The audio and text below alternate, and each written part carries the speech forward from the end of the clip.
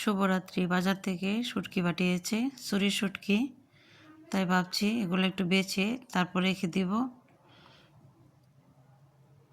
অনেক শুটকি আছে এখানে, জানি না কয় কেজি। এদিকে চিংড়ি মাছও পাঠিয়েছে। চিংড়ি মাছগুলো বেছে রাখবো, ফ্রিজে রাখলে বরফ হয়ে যাবে। শীতকালে কিছু ফ্রিজে থেকে নামিয়ে কাটতে ইচ্ছা করে না, তাই আগে থেকে কেটে বেছে পরিষ্কার করে রেখে দিলে ভালো হয়। প্রয়োজন মতো নামিয়ে রান্না করলেই হয়ে যাবে।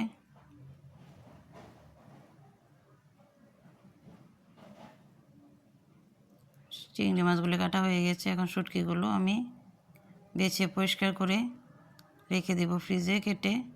বাইরে রাখলে কোনো অসুবিধা নেই শীতকালে। তারপর নামিয়ে প্রয়োজন মতো নামিয়ে ধুয়ে রান্না করলে হবে।